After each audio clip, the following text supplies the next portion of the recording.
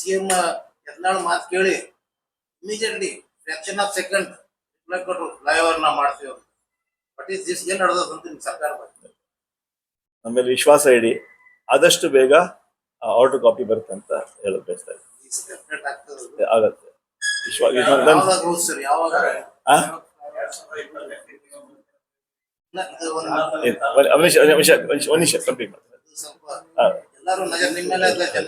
ಇಲ್ಲ, ಈಗಾಗ್ಲೇ ಚರ್ಚೆ ಮಾಡಿ ಫೈಲ್ ಮೂವ್ಮೆಂಟ್ ಅಲ್ಲಿ ಇದೆ. ಆದಷ್ಟು ಬೇಗ ಅದು ಮಾಡ್ತಾರೆ. ಪ್ರತಿ ವರ್ಷ 2 ಕೋಟಿ ಉದ್ಯೋಗ ಯುವಕರಿಗೆ ನಾವು ಕೊಡ್ತೀವಿ ಅಂತ ಹೇಳಿದ್ರು. 12 ವರ್ಷಕ್ಕೂ 22 ಕೋಟಿ 24 ಕೋಟಿ ಉದ್ಯೋಗ ಕೊಡ್ಬೇಕಾಯ್ತು. ಬಹುಶಃ 24 ಲಕ್ಷ ಕೊಟ್ಟರು ಇಲ್ವೋ ಅದು ಕೂಡ ಯೋಚನೆ ಮಾಡಬೇಕಾಗಿದೆ. ರೈತರಿಗೆ ಡಬಲ್ ಇನ್ಕಮ್ ಮಾಡ್ತೀವಿ ಅಂತ ಹೇಳಿದ್ರಿ, ಯಾವ ಡಬಲ್ ಇನ್ಕಮ್ ಆಗ್ಲಿಲ್ಲ. ಅದೇ ರೀತಿ ಬೆಲೆ ಏರಿಕೆ ಬಗ್ಗೆ ಹೇಳಿದ್ರೆ ನಮ್ಮಲ್ಲಿ ಟೀಕೆ ಮಾಡ್ತಾರೆ. ಆದ್ರೆ ಅವ್ರೇನ್ ಮಾಡಿದ್ರು, ಮನಮೋಹನ್ ಸಿಂಗ್ ಪ್ರೈಮ್ ಮಿನಿಸ್ಟರ್ ಇರುವಾಗ, ನಮ್ಮ UPA ಸರ್ಕಾರ ಅಧಿಕಾರದಲ್ಲಿರುವಾಗ ಪೆಟ್ರೋಲ್ ಬೆಲೆ 55 ರೂಪಾಯಿ ಇತ್ತು, ಅದು 100ಕ್ಕೆ ದಾಟಿದೆ. ಅದೇ ರೀತಿ ಡೀಸೆಲ್ ಬೆಲೆ ಇರ್ಬೋದು, ಗ್ಯಾಸ್ ಬೆಲೆ 400 ರೂಪಾಯಿ ಇತ್ತು, 1000ಕ್ಕೆ ದಾಟಿದೆ. ಸೊ ಇದೆಲ್ಲ ಜಾಸ್ತಿ ಆಗಿ ಇವತ್ತು ಅವರು ನಮ್ಮ ಮೇಲೆ ಟೀಕೆ ಮಾಡಿದ ನೈತಿಕ ಹಕ್ಕನ್ನೇ ಕಳ್ಕೊಂಡಿದ್ದಾರೆ. ನಾವು ಯಾಕಂತ ಹೇಳಿದ್ರೆ ಹಲವಾರು ವಿಚಾರಗಳನ್ನ ಅವರು ಹೇಳಿದ್ರು, ಆದ್ರೆ ಯಾವುದು ಕೂಡ ಅನುಷ್ಠಾನಕ್ಕೆ ತರಲಿಲ್ಲ. ಆ ವಿಚಾರ ಕೊಟ್ಟು ಜನರಿಗೆ ಹೇಳುವಂತ ಕೆಲಸ ನಾವು ಮಾಡ್ತೀವಿ. ಅದೇ ರೀತಿ ಅವರು ಇವತ್ತು ನರೇಗಾ ಸುಮಾರು 20 ವರ್ಷ ಹಿಂದೆ ಸನ್ಮಾನ್ಯ ಮನಮೋಹನ್ ಸಿಂಗ್ ಸೋನಿಯಾ ಗಾಂಧಿ ನಾಯಕತ್ವದ ನರೇಗಾ ಕಾರ್ಯಕ್ರಮ ಅನುಷ್ಠಾನ ತಂದ್ವಿ. ಇತ್ತೀಚೆಗೆ ಒಂದು ಹೊಸ ಕಾಯ್ದೆ ತೆಗೆದು ಅದನ್ನ ಬದಲಾವಣೆ ಮಾಡಿದ್ರು. ಇವ್ರು ನಮ್ಮಲ್ಲಿ ಟೀಕೆ ಮಾಡಿಬಿಟ್ಟು ಪಂಡಿತ್ ವಂಶ ಪರಂಪರೆ ಅಂತ ಮಾತನ್ನ ಹೇಳಿ ಜವಾಹರ್ಲಾಲ್ ನೆಹರು ಹೆಸರನ್ನ ಕಾರ್ಯಕ್ರಮಗಳ ಹೆಸರುಗಳು ತೆಗೆದ್ರು, ಇಂದಿರಾ ಗಾಂಧಿ ಹೆಸರುಗಳನ್ನ ಕಾರ್ಯಕ್ರಮಗಳು ತೆಗೆದ್ರು, ರಾಜೀವ್ ಗಾಂಧಿಯವರ ಹೆಸರುಗಳ ಕಾರ್ಯಕ್ರಮ ತೆಗೆದ್ರು, ಕೊನೆಗೆ ಮಹಾತ್ಮ ಗಾಂಧಿಯ ಹೆಸರುಗಳು ತೆಗೆದ್ರು. ನಾಥುರಾಮ್ ಗೋಡ್ಸೆ ಅವರು ಮಹಾತ್ಮ ಗಾಂಧಿಯವರು ಕೊಂದ್ರು, ಆದ್ರೆ ಭಾರತೀಯ ಜನತಾ ಪಾರ್ಟಿಯವರು ಮಹಾತ್ಮ ಗಾಂಧಿಯ ಚಿಂತನೆಗಳನ್ನ, ಆ ವಿಚಾರಧಾರೆಗಳನ್ನ ಕೊಂದಿದ್ದಾರೆ. ನಾವು ನೇರವಾಗಿ ಟೀಕೆ ಮಾಡಬೇಕಾಗ್ತದೆ. ಆ ಹಿನ್ನೆಲೆಯಲ್ಲಿ ಜನ ಆಕ್ರೋಶ ಮತ್ತೆ ನರೇಗಾ ಸಂಗ್ರಾಮ ಕಾರ್ಯಕ್ರಮ ಹೋರಾಟ ಈಗಾಗಲೇ ನಾವು ಇಡೀ ರಾಜ್ಯದಂತ ಹೋರಾಟ ಹಮ್ಮಿಕೊಂಡಿದ್ದೀವಿ. ಈ ದೇಶದಂತ ಇವತ್ತು ಈಗಾಗಲೇ AICC ಅಧ್ಯಕ್ಷ ಮಾರ್ಗದರ್ಶಕ ಸನ್ಮಾನ್ಯ ರಾಹುಲ್ ಗಾಂಧಿ ಅವರ ನಾಯಕತ್ವದಲ್ಲಿ ನಾವು ಇಡೀ ದೇಶದಲ್ಲಿ ಹೋರಾಟ ಮಾಡ್ತಾ ಇದ್ದೀವಿ. ಮತ್ತೆ ನರೇಗಾನ ವಾಪಸ್ ತರುವಂತ ಕೆಲಸ ಮಾಡಬೇಕು. ಆ ಹಿನ್ನೆಲೆ ನಾವು ಹೋರಾಟ ಮಾಡ್ಕೊಂಡು ಬಂದಿದ್ದೀವಿ. ಆ ಹಿನ್ನೆಲೆ ಯಾಕಂದ್ರೆ ಮತ್ತೆ ಈ ಕಾಯ್ದೆಯನ್ನು ವಾಪಸ್ ತರುವಂತ ರೀತಿಯಲ್ಲಿ ನಾವು ಹೋರಾಟ ಮಾಡ್ತೀವಿ. ಯಾಕಂತ ಹೇಳಿದ್ರೆ ಇವತ್ತು ಕೇಳ್ತಾರೆ, ಇವತ್ತು ನಾನು ಹೇಳಿದೆ ಒಂದು ಸಭೆಯಲ್ಲಿ, 12 ವರ್ಷ ಆದ್ಮೇಲೆ ನರೇಂದ್ರ ಮೋದಿ ಅವ್ರಿಗೆ ಗೊತ್ತಾಯ್ತಾ ಪ್ರೈಮ್ ಮಿನಿಸ್ಟರ್ಗೆ ಈ ಕಾರ್ಯಕ್ರಮ ಸರಿ ಇಲ್ಲ ಅಂತ? ಜ್ಞಾನೋದಯ ಯಾವಾಗ ಆಯ್ತಾ? ಅಲ್ಲಿವರೆಗೂ ಗೊತ್ತಿರ್ಲಿಲ್ವಾ ಇದರ ಸಮಸ್ಯೆಗಳಿದೆ ಅಂತ? ಬೇಕಂತಾನೆ ಮಹಾತ್ಮ ಗಾಂಧಿ ಬಗ್ಗೆ, ಬಹುಶಃ ಬಾಬಾ ಸಾಹೇಬ್ ಅಂಬೇಡ್ಕರ್ ಬಗ್ಗೆ ಚಿಂತನೆಗಳ ಬಗ್ಗೆ ಅವರಿಗೆ ವಿಶ್ವಾಸ ಬಿಜೆಪಿ ಅವ್ರಿಗೆ ಇಲ್ಲ. ಅದರಿಂದ ಮಹಾತ್ಮ ಗಾಂಧಿ ಅಷ್ಟು ಕೂಡ ಬದಲಾವಣೆ ಮಾಡ್ಬಿಟ್ಟಿದ್ದಾರೆ. ಇದೊಂದು ದುರಂತ, ಒಂದು ದುರ್ದೈವ ಅಂತ ಹೇಳ್ಬೇಕಾಗ್ತದೆ. ಯಾವ ಮಹಾತ್ಮ ದೇಶಕ್ಕೆ ಸ್ವಾತಂತ್ರ್ಯ ತಂದುಕೊಟ್ಟು ಅವರ ಹೆಸರನ್ನ ನಮಗೆ ತೋರಿಯಂತಹ ದೊಡ್ಡ ಷಡ್ಯಂತ್ರ ಭಾರತೀಯ ಜನತಾ ಪಾರ್ಟಿ ಕೇಂದ್ರ ಸರ್ಕಾರ ಮತ್ತೆ ಪಕ್ಷ ಮಾಡ್ತಾ ಇದೆ. ಆ ಹಿನ್ನೆಲೆಯಲ್ಲಿ ಅದೇ ಇವತ್ತು ನಾನು ಹೇಳಿದೆ ಸಭೆಯಲ್ಲಿ, ಇವತ್ತು ಭಾರತೀಯ ಜನತಾ ಪಾರ್ಟಿ ಅವ್ರಿಗೆ ಮಹಾತ್ಮ ಗಾಂಧಿಯವರ ಪ್ರತಿಮೆ ಮುಂದೆ ಹೋರಾಟ ಮಾಡುವಂತಹ ನೈತಿಕತೆ ಕಳ್ಕೊಂಡಿದ್ದಾರೆ. ಯಾಕಂತ ಹೇಳಿದ್ರೆ ಅವರ ಹೆಸರು ಕೂಡ ಬದಲಾವಣೆ ಮಾಡುವಂತಹ ದೊಡ್ಡ ಒಂದು ಕುತಂತ್ರ ಅವ್ರು ಮಾಡಿದ್ದಾರೆ. ಆ ವಿಚಾರವಾಗಿ ನಾವು ಹೋರಾಟ ಮಾಡ್ತೀವಿ. ಅವತ್ತು ಏನ್ ಕಾರ್ಯಕ್ರಮವನ್ನು ಸಂಪೂರ್ಣವಾಗಿ ಬದಲಾವಣೆ ಮಾಡಿ ಆ ಭಾಗದ ವಿಶೇಷವಾಗಿ ಗ್ರಾಮೀಣ ಭಾಗದ ಜನರಿಗೆ ಏನು ನೆರೆ ಕಾರ್ಯಕ್ರಮದಲ್ಲಿ ಸಾಕಷ್ಟು ಸಹಾಯ ಆಗ್ತಾ ಇತ್ತು, ಅದನ್ನ ತಡೆ ಮಾಡುವಂತ ಕೆಲಸ ಈ ಬಿಜೆಪಿ ಅವರು ಮಾಡಿದ್ದಾರೆ ಅಂತ ಮಾತನ್ನ ಹೇಳ್ತಾ, ಇವತ್ತು ಅದರ ವಿರುದ್ಧ ಕೂಡ ನಾವು ಹೇಳುವಂತ ಕೆಲಸವನ್ನು ಮಾಡ್ತೀವಿ. ಮುಂಬರುವಂತಹ ತಾಲೂಕ್ ಪಂಚಾಯತ್, ಜಿಲ್ಲಾ ಪಂಚಾಯತ್ ಚುನಾವಣೆ, ಗ್ರಾಮ ಪಂಚಾಯತ್ ಬಹುಶಃ ಮೇ ಅಲ್ಲಿ ಆಗಂತ ಸಾಧ್ಯತೆ ಇದೆ. ಅದಕ್ಕೆಲ್ಲ ಪಕ್ಷ ತಯಾರಿ ಆಗ್ತಾ ಇದೆ. ಈ ಚುನಾವಣೆಯಲ್ಲಿ ನಮ್ಮ ಸರ್ಕಾರದ ಸಾಧನೆ ಹಾಗೂ ಭಾರತೀಯ ಜನತಾ ಪಾರ್ಟಿಯ ವೈಫಲ್ಯಗಳನ್ನು ಜನರಿಗೆ ಹೇಳುವಂತ ಕೆಲಸ ನಾವು ಮಾಡ್ತೀವಿ.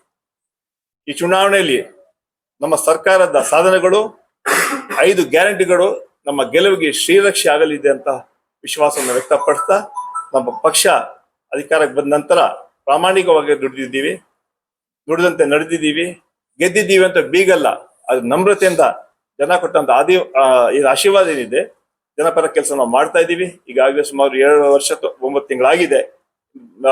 ಮಿಕ್ಕಿದ 2 ವರ್ಷ ಮತ್ತೆ ನಾವು ಮಾಡ್ತೀವಿ.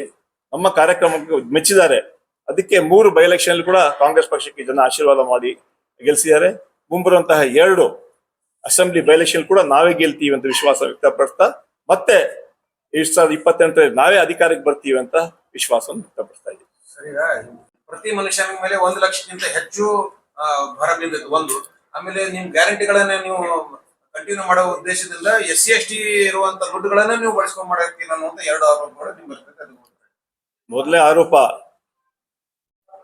ಈಗಾಗಲೇ ಸನ್ಮಾನ್ಯ ಸಿದ್ದರಾಮಯ್ಯ ಅವರು ಹೇಳಿದ್ರು, ನಮ್ಮ VR 25% ಕಡಿಮೆ as per the guide lines ನಾವು ಮಾಡಿದ್ದೀವಿ. ಯಾಕೆ ಕೇಂದ್ರ ನರೇಂದ್ರ ಮೋದಿ ಸರ್ಕಾರ ಎಷ್ಟು ಸಾಲ ಮಾಡಿದ್ದಾರೆ ಅದ್ರ ಬಗ್ಗೆ ಯಾಕೆ ಭಾರತೀಯ ಜನತಾ ಪಾರ್ಟಿ ಟೀಕೆ ಮಾಡಲ್ಲ?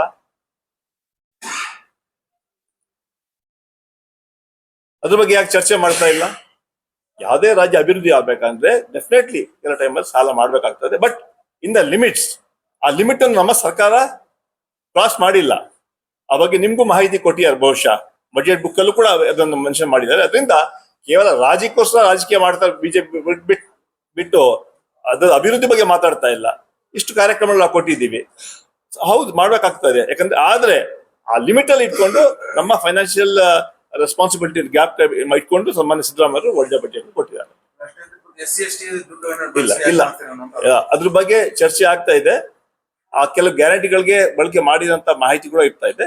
ಅದನ್ನ ಸನ್ಮಾನ್ಯ ಮುಖ್ಯಮಂತ್ರಿ ಗಮನಕ್ಕೂ ತಂದಿದ್ದಾರೆ. ಯಾವ ರೀತಿ ಮುಂದಿನ ದಿನಗಳಲ್ಲಿ ಸರಿ ಮಾಡ್ಬೇಕು ಅದನ್ನ ಮಾಡ್ತಾರೆ. ಇಲ್ಲ ನಾವು ಒಪ್ಕೊಳ್ತಾ ಇಲ್ಲ. ನಾನು ಹೇಳಿ ಗ್ಯಾರಂಟಿಗಳಲ್ಲಿ ಎಲ್ಲಾ ಸಮಾಜದವರೆಗೂ ಕಾರ್ಯಕ್ರಮ ಹೋಗಿರುತ್ತೆ. ಇಲ್ಲ ಇಲ್ಲ ಇಲ್ಲ ನಾನು ಅದನ್ನ ಬಳಸ್ಕೊಂಡು ಅಂತ ಹೇಳುವಂತ ಮಾತನ್ನು ಹೇಳೋದೇ ಇಲ್ಲ ನಾನು. ಆದ್ರೆ ಗ್ಯಾರಂಟಿಗಳಲ್ಲಿ ಎಲ್ಲರೂ ಕೂಡ ಆ ಗ್ಯಾರಂಟಿಯಲ್ಲಿ ಬಂದ್ಬಿಡ್ತಾರೆ. ಅದ್ರಲ್ಲಿ ಯಾವುದೇ ಒಂದು ಡಿವಿಷನ್ ಇರೋದಿಲ್ಲ. ಅದರಿಂದ ಆದ್ರೆ ಯಾವುದೇ ಕಾರಣಕ್ಕೆ SC ST ಹಣವನ್ನು ದುರ್ಬಳಕೆ ನಾವು ಮಾಡೋದಿಲ್ಲ. ಪೆಟ್ರೋಲ್ ಈಗ ಎರಡು 55 ರೂಪಾಯಿ ಇತ್ತು, ಈಗ 100 ರೂಪಾಯಿ ಆಗಿದೆ ಅಂತ ಹೇಳಿ. ನಿಮ್ ಸಂಬಳ ಹೆಚ್ಚಾಗಿಲ್ಲ, ನಷ್ಟ ಐತೆ. ಯಾವುದು ವಿಧಾನ ಪರಿಷತ್ ಸದಸ್ಯರು ಹಾ. ಗೌರವ ಅಷ್ಟೇ ಇದೆ, ಮೊದಲು ಇದ್ದಷ್ಟೇ ಇತ್ತು, ಈಗ ಹೆಚ್ಚಾಗಿದೆ. ಅಲ್ಲ ಅಲ್ಲ ಅದು ಹಂತ ಹಂತವಾಗಿ ಮಾಡ್ಬೇಕು. ಅಲ್ಲ ನಾನು ಯಾರು ಈಗ ನಮ್ಮ ಮೇಲೆ ಟೀಕೆ ಮಾಡ್ತಾರೆ ಬೆಲೆ ಬೆಲೆ ಏರಿಕೆ ಆವಾಗ ಡಾಲರ್ ಇದು ಪೆಟ್ರೋಲ್ ಕ್ರೂಡ್ ಆಯಿಲ್ ಕಡಿಮೆ ಇದ್ರು ಕೂಡ ಜಾಸ್ತಿ ಇದ್ರು ಕೂಡ ನಾವು ಸಬ್ಸಿಡಿ ಕೊಟ್ಟು ಕಡಿಮೆ ಮಾಡಿದ್ವಿ. ಆದ್ರೆ ಇವಾಗ ಕಡಿಮೆ ಇದ್ರು ಕೂಡ ಅಷ್ಟೇ ಅದನ್ನ ಕಡಿಮೆ ತರಂತ ಕೆಲಸ ಮಾಡಲೇ ಇಲ್ಲ. ಅದಕ್ಕೆ ನಾವು ಟೀಕೆ ಮಾಡ್ತಾ ಇರೋದು. ಸಬ್ಸಿಡಿ ಎಷ್ಟು ಕೊಟ್ಟಿದ್ದಾರೆ? ಅಲ್ಲ ಆವಾಗ ಸಬ್ಸಿಡಿ ಕೊಟ್ಟು ನಾವು ಕಡಿಮೆ ಮಾಡ್ತಾ ಇದ್ವಿ, 55 ರೂಪಾಯಿ ಕೊಡ್ತಾ ಇದ್ವಿ. ಅವಾಗ ಕ್ರೂಡ್ ಆಯಿಲ್ ಬೆಲೆ ಜಾಸ್ತಿ ಇತ್ತು. ಇವಾಗ ಕಡಿಮೆ ಆದ್ರೂ ಕೂಡ ಇವರು ಅದನ್ನ ರೇಟ್ ಕಡಿಮೆ ಮಾಡಿಲ್ಲ, ಅಷ್ಟೇ ಇಟ್ಕೊಂಡು ನಮ್ಮ ಮೇಲೆ ಜನರ ಮೇಲೆ ಹೊರೆ ಹಾಕಿದ್ದಾರೆ. ಅದನ್ನ ಹೇಳ್ತಾ ಇದ್ದೀನಿ. ತಮ್ಮ ಇದು ತಾವು ಹೇಳ್ತಿರ್ತಾರ ಎರಡು ಭವನ ಬಗ್ಗೆ ತಾವು ಮಾಡಿರಿ, ಅದ್ರ ಬಗ್ಗೆ ಒಳ್ಳೇದಾಯ್ತು. ಈಗ ಅದು ಶಾದಿ ಮಹಲ್ ಆಗಲಿ ಭವನ ಆಗಲಿ ಅದು ಪೀರಿಯಡ್ ಇರ್ತದೆ, ಸೀಸನ್ದಾಗ ಅಷ್ಟೇ ನಡೀತಾವ, ಮಾರ್ಕೆಟ್ ಖಾಲಿ ಇರ್ತಾವ. ಅಲ್ಲ ಅದ್ರ ಸಲುವಾಗಿ ತಮ್ಮ ಒಂದು ಬರೀ ಇನ್ಕ್ಲೂಡಿಂಗ್ ಶಾದಿ ಮಹಲ್ ಅಲ್ಲಿ ಏನ್ ಮಲ್ಟಿಪರ್ಪಸ್ ವ್ಯವಸ್ಥೆ ಮಾಡ್ತೀರಿ, ಬರೀ ಅಲ್ಲಿ ಹಂಗೆ ಬಿಟ್ಬಿಡ್ತೀರಿ? ಅದು ಏನ್ ತಮ್ಮ ಕಡೆ ಹಜ್ ಭವನ್ ಏನ್ ಮಾಡ್ತೀವಿ ಅದು 1 ತಿಂಗಳು ಮಾತ್ರ ಬಳಕೆ ಆಗತ್ತೆ. 11 ತಿಂಗಳು ಅಲ್ಲಿ ಕಂಪ್ಯೂಟರ್ ಟ್ರೈನಿಂಗ್ ಇರ್ಬೋದು, ಸ್ಕಿಲ್ ಟ್ರೈನಿಂಗ್ ಇರ್ಬೋದು, IAS IPS UPS ಟ್ರೈನಿಂಗ್ ಇರ್ಬೋದು, ಅದಕ್ಕೆಲ್ಲ ಬಳಕೆ ಮಾಡ್ಕೊಂಡು ಇಟ್ಟು ಮಲ್ಟಿಪರ್ಪಸ್ ಹಾಲ್ ಆಗಿ ಅದನ್ನ ಮಾಡ್ಬಿಟ್ಟು ಇಡೀ ವರ್ಷ ಆ ಹಾಲನ್ನ ಬಳಕೆ ಮಾಡಂತ ರೀತಿಯಲ್ಲಿ ನಾವು ಎಲ್ಲಾ ಕಾರ್ಯಕ್ರಮಗಳು ಮಾಡ್ತೀವಿ. ಹಜ್ ಸಮಯ ಬಿಟ್ಟು ಬೇರೆ ಸಮಯದಲ್ಲಿ it should become A place where for all this training purpose. ಅದರಿಂದ ಸಾಕಷ್ಟು ಶಾದಿ ಮಹಲ್ ಹಂಗೆ ಅದೇ ಪರಿಸ್ಥಿತಿ ಇದೆ. ಇಲ್ಲ ಶಾದಿ ಮಹಲ್ ಬಗ್ಗೆ ಮತ್ತೆ ಚರ್ಚೆ ಮಾಡಬೇಕಾಗ್ತದೆ. ಅಲ್ಲ ಶಾದಿ ಮಹಲ್ ಯಾಕಂದ್ರೆ ಟೈಮ್ ಟು ಟೈಮ್ ಬುಕಿಂಗ್ ಆಗ್ತಾ ಇರುತ್ತೆ. ಯಾವಾಗ ಬುಕಿಂಗ್ ಆಗೋದಿಲ್ಲ ಅಂತ ಸಮಯದಲ್ಲಿ ಏನೋ ಒಂದು ಕಾರ್ಯಕ್ರಮ ಆಗೋದ್ರೆ ನಾವು ಚಿಂತೆ ಮಾಡ್ತೀವಿ. ಇನ್ನೊಂದು ಈ ಪಂದ್ಯ ಬಹುಶಃ proposal regional wise work offices ಆಗ್ಬೇಕಂತ ಹೌದು, ಚಿಂತನೆ ನಡೆದ ಸುದ್ದಿ ಇದೆ. ಈಗಾಗಲೇ ನಾನು ವರ್ಕ್ ಬೋರ್ಡ್ ಚೇರ್ಮನ್ ಅಲಿ ಹುಸೇನಿ ಅವರು ತಮ್ಮ ಡಿಸ್ಕಸ್ ಕೂಡ ಮಾಡಿದೆ. ಸರ್ಕಾರ ಹತ್ತಲ್ಲೂ ಕೂಡ ನಾವು ಮಾಡ್ತೀವಿ. 4 ಭಾಗದಲ್ಲೂ ಕೂಡ ವರ್ಕ್ ಆಫೀಸ್ ಇದ್ರೆ ಬಹುಶಃ ಆ ಸಮಸ್ಯೆಗಳಿಗೆ ಸಮಾಧಾನ. ಯಾಕಂದ್ರೆ ಎಲ್ಲರೂ ಕೂಡ ಬೆಂಗಳೂರು ಬರಬೇಕಾಗ್ತದೆ.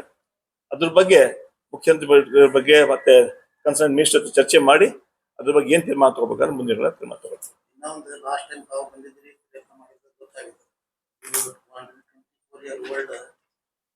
ವರ್ಲ್ಡ್ ಸ್ಕೂಲ್ ಬಗ್ಗೆ ರಿಸಲ್ಟ್ ಏನಾಗ ತಾವು ಪ್ರಯತ್ನ ಮಾಡ್ತಾ ಇದ್ದೀರಿ? ಈಗಾಗಲೇ ಅದನ್ನ ಪ್ರಯತ್ನ ಮಾಡ್ತಾ ಇದೀವಿ. ನಮ್ಗೆ ವಿಶ್ವಾಸ ಇದೆ ಆದಷ್ಟು ಬೇಗ ಕೆಲಸ ಆಗತ್ತೆ. ಯಾಕಂದ್ರೆ ಚೀಫ್ ಮಿನಿಸ್ಟರ್ ಬಂದಾಗ ನಮ್ಗೆ ನಾವು ನೋಡ್ರು ಫ್ಲೈಓವರ್ ಹೇಳಿದ್ರು, ಒಂದು ಡಿಮಾಂಡ್ ಇಟ್ರು. ಇಮಿಡಿಯೇಟ್ಲಿ ನಿಮ್ ಚೀಫ್ ಮಿನಿಸ್ಟರ್ ಅವರು ನಾವು ಮಾಡ್ತೇನೆ ಅಂತ ಹೇಳಿದ್ರು. ಇದು ಬರೀ ಒಂದು ಅವ್ರ CM ಯತ್ನಾಳ್ ಮಾತು ಕೇಳಿ immediately fraction of second reply ಕೊಟ್ಟರು, ಫ್ಲೈಓವರ್ ನಾವು ಮಾಡ್ತೀವಿ ಅಂತ.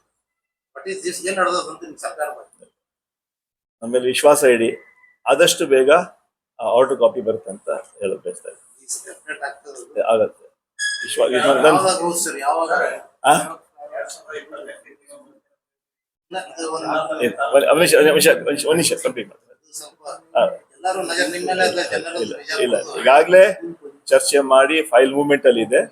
ಆದಷ್ಟು ಬೇಗ ಅದು ಮಾಡ್ಕೊಡ್ತೀವಿ ಅಂತ ನಾನು ಹೇಳೋಕೆ ಬಯಸ್ತಾ ಇದ್ದೆ. ಏನ್ ಹೇಳ್ತಾ ಇದ್ರಿ? ಹಾ,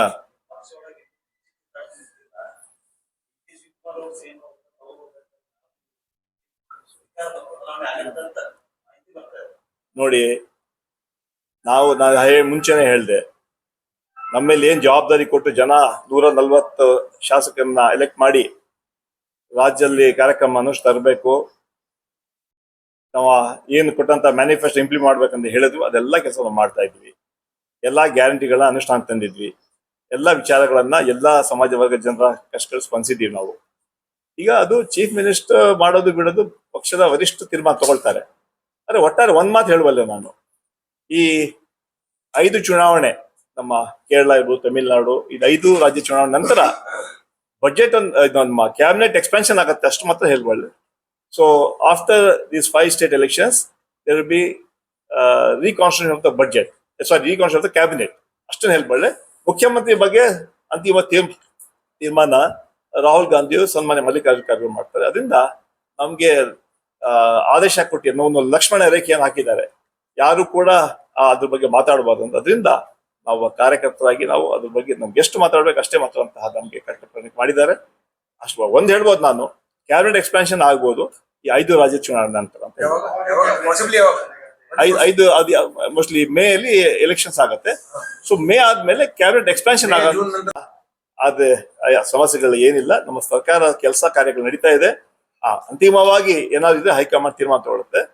ನಾನು 2ನೇ ಬಾರಿ ಹೇಳ್ತಾ ಇದ್ದೀನಿ, ಕ್ಯಾಬಿನೆಟ್ ಎಕ್ಸ್ಪಾನ್ಷನ್ ಬಗ್ಗೆ ಹೇಳಬಲ್ಲ ನಾನು. ಈ 5 ರಾಜ್ಯ ಚುನಾವಣೆ ನಂತರ ಕ್ಯಾಬಿನೆಟ್ ಎಕ್ಸ್ಪಾನ್ಷನ್ ಆಗುತ್ತೆ. ಈಗಾಗಲೇ ವರಿಷ್ಠರಿಗೆ ನಾವು ಹೇಳಿದೀವಿ, ಕನಿಷ್ಠ 50% ಮಂತ್ರಿಗಳನ್ನ ಪಕ್ಷದ ಕೆಲಸಕ್ಕೆ ಹಾಕಿ 50% ಮಂತ್ರಿಗಳು ಹೊಸಬರನ್ನ ನೇಮಕ ಮಾಡಿ ಅಂತ ಈಗಾಗಲೇ ನಾವು ಒತ್ತಾಯ ಕೂಡ ಮಾಡಿದ್ದೀವಿ. ಹೈಕಮಾಂಡ್ ಕೂಡ ಹೇಳಿದ್ದೀವಿ. 50% ಏನು ಮಂತ್ರಿಗಳಾಗಿದ್ದಾರೆ ಅವರು ಮುಂದಿನ ಎಲೆಕ್ಷನ್ಗೆ ಕೆಲಸ ಮಾಡಬೇಕು. 28 ಕೂಡ ನಾವೇ ಅಧಿಕಾರಕ್ಕೆ ಬರ್ತೀವಿ.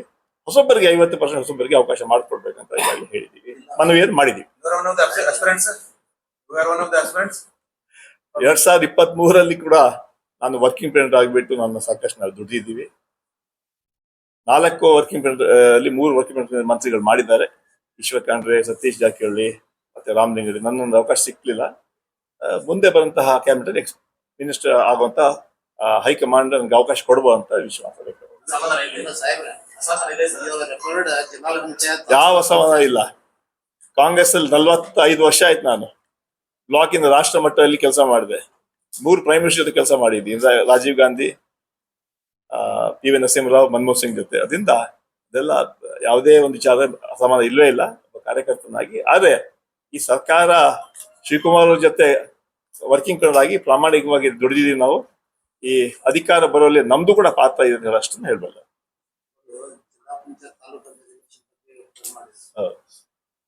ಸೋಷಿಯಲ್ ಜಸ್ಟಿಸ್ ಟೋಟಲಿ ಮೈನಾರಿಟೀಸ್ಗೆ ಸಿಗೋದಿಲ್ಲ ಅವಕಾಶ. ಯಾರು ಲಾಸ್ಟ್ ನೋಡಿದಾರೆ 1-2 ಜಿಲ್ಲಾ ಪಂಚಾಯತ್ ಬಗ್ಗೆ ಔಟ್ ಇಲೆಕ್ಟ್ ಬರೀ ಟಿಕೆಟ್ ಕೊಡ್ತೀರಿ ತಾವು. ಯಾವ ತರ ಅವ್ರಿಗೆ ಕೆಲಸ ಬರೋದು, ತಂತ್ರಗಾರಿಕೆ ಇದ್ರ ಬಗ್ಗೆ ಏನ್ ಸೋಷಿಯಲ್ ಜಸ್ಟಿಸ್ ಅಂತ ಇಲ್ಲೇ ಇಲ್ಲ. ಇದ್ರಾಗ ನಿಮ್ ಜಿಲ್ಲಾ ಪಂಚಾಯತ್, ತಾಲೂಕು ಗ್ರಾಮ ಪಂಚಾಯತ್ ಅಂತ ಜನ ಬರ್ತಾರೆ, ಇದ್ರಾಗಂತೂ ಯಾರು ಬರೋದಿಲ್ಲ. ಇದ್ರ ಬಗ್ಗೆ ಈಗಾಗಲೇ ನಾವು ನಮ್ಮ ಲೆಜಿಸ್ಲೇಟಿವ್ ಫೋರಂ ಅಲ್ಲಿ ನಾವು ಮೈನಾರಿಟಿ ಲಿಸ್ಟ್ ಫೋರಂ ಚರ್ಚೆ ಕೂಡ ಮಾಡಿದ್ದೀವಿ. ಯಾವ ರೀತಿ ಪ್ರತಿ ಜಿಲ್ಲೆಯಲ್ಲಿ